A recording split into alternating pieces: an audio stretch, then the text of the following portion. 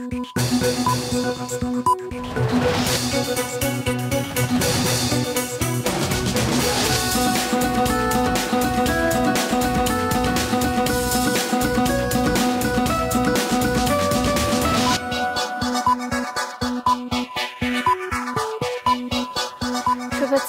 স্বাগত রাতের মাছরাঙা সংবাদে আপনাদের সঙ্গে আছেন ফারহানা পারভিন। শুরুতেই জানিয়ে দিচ্ছি গার্ডিয়ান লাইফ ইন্স্যুরেন্স সংবাদ শিরোনাম। মধ্যপ্রাচ্যের পরিস্থিতির দিকে নজর রেখে প্রয়োজনীয় প্রস্তুতির নির্দেশ প্রধানমন্ত্রীর। ইসির সুবিধা বাড়ানো সংক্রান্ত আইন মন্ত্রিসভায় অনুমোদন। সড়কে মৃত্যুর মিছিল, গতকাল 3 জেলায় 16 জনের প্রাণহানির পর আজ ঝালকাঠিতে বেপরোয়া ট্রাকের ধাক্কায় অন্তত 14 জন নিহত। বুয়েটের ছাত্র রাজনীতির পক্ষে আদালতের আদেশের বিরুদ্ধে আইনি পদক্ষেপ নেবে কর্তৃপক্ষ, আন্দোলনরতদের পরীক্ষা বর্জন অব্যাহত। শুনছিলেন শিরোনাম, এবার বিস্তারিত সংবাদ। মধ্যপ্রাচ্যের চলমান পরিস্থিতির দিকে নজর রেখে প্রয়োজনীয় প্রস্তুতি নিতে সংশ্লিষ্ট মন্ত্রণালয়গুলোকে নির্দেশ দিয়েছেন প্রধানমন্ত্রী শেখ হাসিনা। চলমান যুদ্ধাবস্থা এবং সংকট দীর্ঘমেয়াদী হলে সে আলোকে করণীয় ঠিক করতেও বলেছেন প্রধানমন্ত্রী।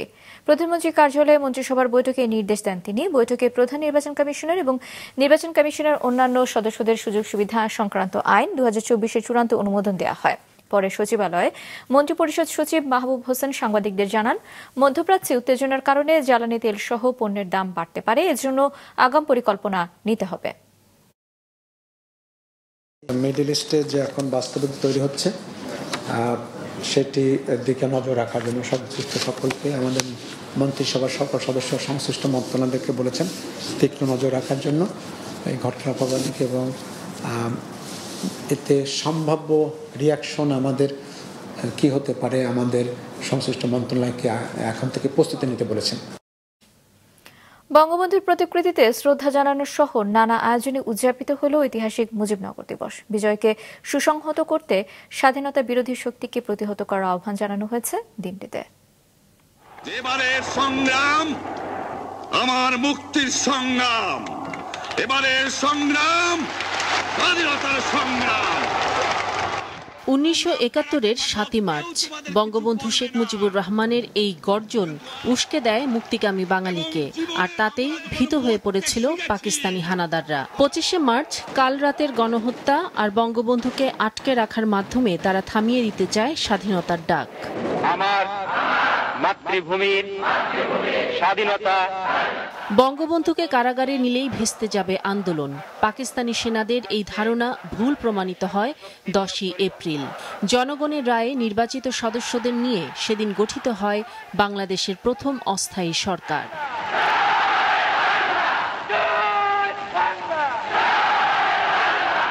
17ই এপ্রিল 1971 মেহেরপুর জেলার বৈদ্যনাথ তলার আম্রকাননে ভারপ্রাপ্ত রাষ্ট্রপতি সৈয়দ নজরুল ইসলাম মন্ত্রিপরিষদের সদস্যদের নাম ঘোষণা করেন এবং শপথ নেয় সেই অস্থায়ী সরকার। Is not in paper, not in dream, not a myth, it is a reality. শপথ নেয়ার সেই স্থানের নামকরণ হয় মুজিবনগর, আর অস্থায়ী সরকার পরিচিতি পায় মুজিবনগর সরকার নামে। পরবর্তী 9 মাস রক্তক্ষয়ী মুক্তিযুদ্ধ পরিচালনা করে এই সরকার। সেই ঐতিহাসিক মুজিবনগর দিবস উপলক্ষে আজ সকালে ধানমন্ডি 32 নম্বরে জাতির পিতা বঙ্গবন্ধু শেখ মুজিবুর রহমানের প্রতিকৃতিতে ফুল দিয়ে শ্রদ্ধা জানান প্রধানমন্ত্রী শেখ হাসিনা। পরে আওয়ামী লীগের পক্ষে নেতাকর্মীদের নিয়ে আবারও শ্রদ্ধা জানান তিনি। এরপর একে একে শ্রদ্ধা জানায় আওয়ামী লীগের বিভিন্ন সহযোগী সংগঠন। শ্রদ্ধা নিবেদন শেষে দিনটির তাৎপর্য তুলে ধরেন আওয়ামী লীগের সাধারণ সম্পাদক ওবায়দুল কাদের। বলেন, স্বাধীনতা বিরোধী শক্তি বিজয়কে সুসংহত করার পথে অন্তরায়। বিএনপি সহ স্বাধীনতা বিরোধী সন্ত্রাসী শক্তি সকল অপশক্তিকে, যারা আমাদের বিজয়কে সংহত করার পথে প্রতিবন্ধক, এদের আমরা পরাজিত করব। আওয়ামী লীগ ও সহযোগী সংগঠন ছাড়াও বিভিন্ন সামাজিক ও সাংস্কৃতিক সংগঠন আলোচনা সভা সহ নানা কার্যক্রমের মধ্য দিয়ে উদযাপন করছে মুজিবনগর দিবসটি। ইফতিসাম নাসিম, মাছরাঙা সংবাদ, ঢাকা। নানা আয়োজনে মেহেরপুরের আম্রকাননে উদযাপিত হয়েছে ঐতিহাসিক মুজিবনগর দিবস। সকাল 6টায় মুজিবনগর স্মৃতিসৌধে জাতীয় পতাকা উত্তোলন করেন উপজেলা নির্বাহী কর্মকর্তা খায়রুল ইসলাম। সকাল 9টায় শহীদদের প্রতি শ্রদ্ধা জানান মুক্তিযুদ্ধ বিষয়ক মন্ত্রী আকম মোজাম্মেল হক, জনপ্রশাসন মন্ত্রী ফরহাদ হোসেন সহ আওয়ামী লীগের কেন্দ্রীয় নেতারা। পরে সেখানে কুচকাওয়াজ, গার্ড অফ অনার এবং গীতিনাট্য পরিবেশন ও শেখ হাসিনা মঞ্চে অনুষ্ঠিত হয় জনসভা। দিবসটি উপলক্ষে জেলায় সাধারণ ছুটি ঘোষণা করা হয়। এছাড়া পাবনা, মানিকগঞ্জ, নোয়াখালী সহ সারা দেশে মুজিবনগর দিবস উপলক্ষে অনুষ্ঠিত হয়েছে নানা কর্মসূচি।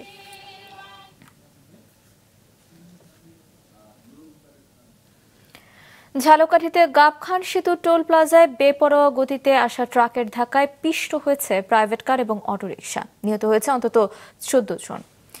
ঘাতক ট্রাকটির চালক এবং সহকারীকে আটক করা হয়েছে। গতকাল দেশের 3 জেলায় সড়ক দুর্ঘটনায় নিহত হয়েছে 16 জন। এদের মধ্যে ফরিদপুরে এক দুর্ঘটনাতেই মারা গেছে 13 জন। গিয়াসউদ্দিন সুমনের পাঠানো তথ্য এবং ছবিতে ডেস্ক রিপোর্ট। ঝালকাঠির গাবখান সেতুর টোল প্লাজায় টাকা দিচ্ছিল একটি প্রাইভেট কার। পেছনে অপেক্ষায় ছিল ইজি বাইক সহ বেশ কয়েকটি গাড়ি। এ সময় সিমেন্টবাহী একটি ট্রাকের চালক নিয়ন্ত্রণ হারিয়ে কয়েকটি গাড়িকে পিষে রাস্তার পাশে চলে যায়। দুপুর 2টার দিকে এ দুর্ঘটনা ঘটে। বেপরোয়া গতির ট্রাকটি পৃষ্ঠ করার সে দৃশ্য দেখা যায় সিসি ক্যামেরায়। ট্রাকের নিচে চাপা পড়ে প্রাইভেট কার, পিকআপ ও কয়েকটি ব্যাটারি চালিত ইজি বাইক। ঘটনাস্থল থেকে শিশুসহ 11 আরোহীর মরদেহ উদ্ধার করা হয়। বিভিন্ন গাড়িতে থাকা আহত 25 জনের মধ্যে পরে আরও 3 জন মারা যায়। নিহতের মোট সংখ্যা দাঁড়ায় 14 জনে। আমার ভাই মারা গেছে, বিয়ার বরযাত্রী বউ ভাত খাইতে যায়, বউ ভাত।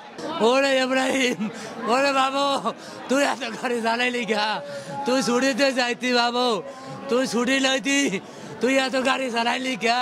আপনার ভাই অ্যাক্সিডেন্ট করে মারা গেছে, শফিক মাঝি। আর স্বাস্থ্য ভাই একজন, চাচা একজন। প্রাইভেট গাড়িতে টোল দিতেছিল, পিছনে 2টা ওই যে অটো ছিল, ওরা টোলের টাকা দিতেছিল। আর ট্রাকটা ওই ব্রিজের থেকে আইসেই ওদেরকে সবাইকে পিছিয়ে নিয়ে চলে গেছে। ঝালকাঠি সদর উপজেলার শেখেরহাট ইউনিয়নের গ্রাম পুলিশ কামাল হোসেন জানান, তার শ্যালিকার বৌভাতের অনুষ্ঠানে যেতে ব্যাটারি চালিত 4টি ইজি বাইক ও একটি মাইক্রোবাস যোগে প্রায় 25 জন যাচ্ছিলেন। আনন্দ মুহূর্ত বিষাদে রূপ নেয়। এদিকে ঘাতক ট্রাকটির চালক ও সহকারীকে আটক করা হয়েছে।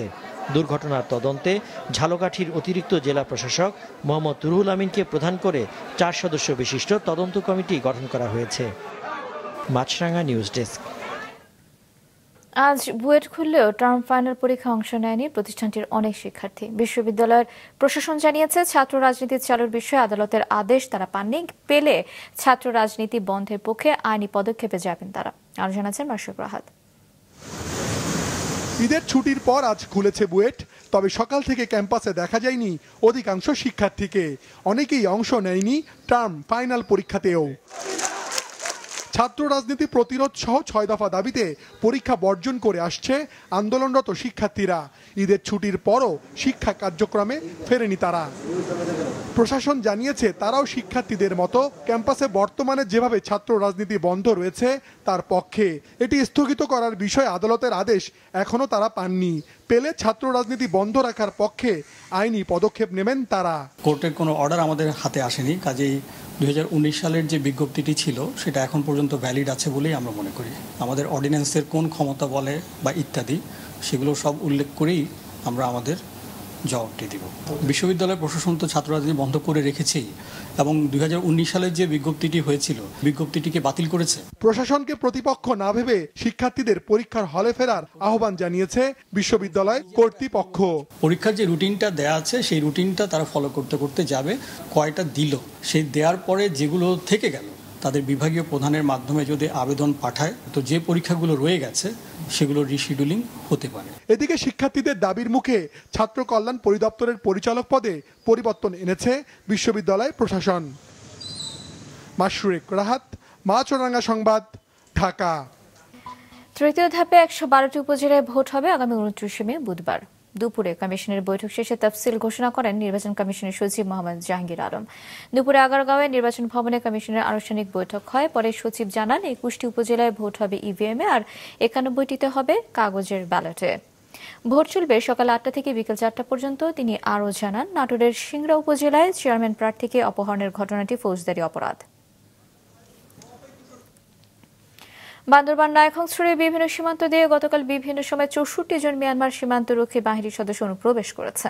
বিজিবি সদর দপ্তরের জনসংযোগ কর্মকর্তা মোহাম্মদ শরীফুল ইসলাম জানিয়েছেন, গত রাতে নায়কংছড়ি সদর ইউনিয়নের জামছড়ি সীমান্ত দিয়ে 46 জন বিজেপি সদস্য এবং একই দিনের সকাল থেকে সন্ধ্যা পর্যন্ত উপজেলার জামছড়ি, 22 এবং রেজুপাড়া সীমান্ত দিয়ে 18 জন মিয়ানমার সীমান্তরক্ষী বাহিনীর সদস্য অনুপ্রবেশ করে। তাদের নিরস্ত্র করে হেফাজতে নেওয়া হয়েছে। বান্দরবানের সশস্ত্র সন্ত্রাসী দল কুকি চিন ন্যাশনাল ফ্রন্ট KNF এর প্রধান নাথাম বম এবং তার সশস্ত্র সদস্যদের দমনে দুর্গম পাহাড়ে যৌথ বাহিনীর অভিযান অব্যাহত রয়েছে। গতকাল রুমা উপজেলা থেকে যৌথ বাহিনী KNF এর আরও 9 সদস্যকে গ্রেফতার করেছে। এ সময় 9টি অস্ত্র এবং গুলি জব্দ করা হয়। এ পর্যন্ত যৌথ বাহিনীর অভিযানে এক গাড়ি চালক সহ 63 জনকে জেল হাজতে পাঠানো হয়েছে। এদিকে সন্ত্রাসীদের গ্রেফতার করতে টহল কার্যক্রম জোরদার করার পাশাপাশি চেকপোস্টগুলোতে লোকবল বাড়ানো হয়েছে বলে জানান পুলিশ সুপার। আন্তর্জাতিক প্রসঙ্গ, ইসরায়েলে পাল্টা হামলার আশঙ্কায় নিরাপত্তার কারণ দেখে সাময়িক সময়ের জন্য নিজেদের সব পারমাণবিক স্থাপনা বন্ধ রেখেছে ইরান। গতকাল থেকে খুলে দেওয়ার কথা থাকলে এখনো বন্ধ রয়েছে সব পারমাণবিক স্থাপনা। এরই মধ্যে ইরানের পারমাণবিক স্থাপনায় ইসরায়েলের হামলার ঝুঁকির বিষয়ে উদ্বেগ জানিয়েছে আন্তর্জাতিক আণবিক শক্তি সংস্থা। যদিও এ বিষয়ে ইসরায়েলের পক্ষ থেকে কোনো ঘোষণা আসেনি, তবে ইরানের নজিরবিহীন হামলার পাল্টা জবাব দেওয়ার বিষয়ে একমত হয়েছে ইসরায়েলের যুদ্ধকালীন মন্ত্রিসভা। এদিকে ইরানের ওপর আন্তর্জাতিক নিষেধাজ্ঞা আরোপের দাবি জানিয়ে 32টি দেশকে চিঠি দিয়েছে ইসরায়েলের পররাষ্ট্র মন্ত্রণালয়। বিষয়টি পর্যালোচনা করা হচ্ছে বলে জানিয়েছেন ইউরোপিয়ান ইউনিয়ন। খেলার খবর, বঙ্গবন্ধু ও বঙ্গমাতা গোল্ড কাপ প্রাথমিক বিদ্যালয় ফুটবল টুর্নামেন্ট 2023 বিশ্বের সবচেয়ে বড় ফুটবল টুর্নামেন্ট হবে বলে জানিয়েছেন প্রাথমিক ও গণশিক্ষা প্রতিমন্ত্রী রুমানা আলী। বিকেলে রাজধানীর আর্মি স্টেডিয়ামে এক সংবাদ সম্মেলনে তিনি বলেন, 65,354টি স্কুলের 11,11,000-এর বেশি ছাত্রছাত্রী এতে অংশগ্রহণ করেছে। টুর্নামেন্টে গিনেস রেকর্ড বুকে যেন স্থান পায় সে বিষয়ে উদ্যোগ নেওয়া হয়েছে। আগামী 20 এপ্রিল টুর্নামেন্ট দুটির ফাইনাল বাংলাদেশ আর্মি স্টেডিয়ামে অনুষ্ঠিত হবে। ইন্ডিয়ান প্রিমিয়ার লিগ থেকে 2 মে দেশে ফিরছেন মুস্তাফিজুর রহমান। IPL থেকে ফিজকে দেশে আনার কারণ জানিয়েছে বিসিবি। জিম্বাবুয়ে সিরিজ ছাড়াও মুস্তাফিজের ফিটনেস ইস্যু নিয়েও সতর্ক বাংলাদেশ ক্রিকেট বোর্ড। মুস্তাফিজের লার্নিং প্রসেস ওভার, বরঞ্চ মুস্তাফিজের থেকে শিখতে পারে ওইখানে IPL অনেক প্লেয়াররা। এতে বাংলাদেশের কোনো বেনিফিট হবে না, এটা মুস্তাফিজের কাছে থেকে অন্যদের বেনিফিট হবে। আমাদের কনসার্ন হচ্ছে মুস্তাফিজের হেলথ, তার ফিটনেস। আমরা ওইখানে তাদের চাইবে তারা 100% তার থেকে নেওয়ার জন্য। তার ফিটনেসের দিকে কিন্তু তাদের কোনো মাথা ব্যথা নাই, কিন্তু আমাদের আছে। আমরা মুস্তাফিজকে এখানে ব্যাক করানোর কারণটা খালি জিম্বাবুয়ে সিরিজে খেলানোর জন্য না, আমরা জিম্বাবুয়ে সিরিজে তাকে ওয়ার্কলোড দিয়ে আমরা খেলাবো। এইখানে আনলে তাকে ওয়ার্কলোড দিয়ে আমরা কিন্তু তাকে প্ল্যান দিব, কিন্তু IPL-এ থাকলে সে প্ল্যান হবে না। রাতের সংবাদ শেষ করছি, তার আগে গার্ডিয়ান লাইফ ইন্স্যুরেন্স সংবাদ শিরোনামগুলো আর একবার। মধ্যপ্রাচ্যের পরিস্থিতির দিকে নজর রেখে প্রয়োজনীয় প্রস্তুতির নির্দেশ প্রধানমন্ত্রীর। ইসির সুবিধা বাড়ানো সংক্রান্ত আইন মন্ত্রিসভায় অনুমোদন। সড়কে মৃত্যুর মিছিল, গতকাল 3 জেলায় 16 জনের প্রাণহানির পর আজ ঝালকাঠিতে বেপরোয়া ট্রাকের ধাক্কায় অন্তত 14 জন নিহত। বুয়েটে ছাত্র রাজনীতির পক্ষে আদালতের আদেশের বিরুদ্ধে আইনি পদক্ষেপ নেবে কর্তৃপক্ষ, আন্দোলনরতদের পরীক্ষা বর্জন অব্যাহত। ছিল এখনকার মতো। ফেসবুকে আপডেট পেতে ভিজিট করুন মাছরাঙা টেলিভিশনের পেজে, ইউটিউব চ্যানেলেও দেখতে পারেন আমাদের সংবাদ প্রতিবেদন এবং অনুষ্ঠান। দর্শক, রাস্তায় ধুলো এবং ধোঁয়া ফুসফুসের ক্ষতির কারণ হতে পারে, তাই জীবাণু এবং ফুসফুসের সংক্রমণ থেকে সুরক্ষিত থাকতে ব্যবহার করুন ফেস মাস্ক। এতক্ষণ সঙ্গে থাকার জন্য ধন্যবাদ।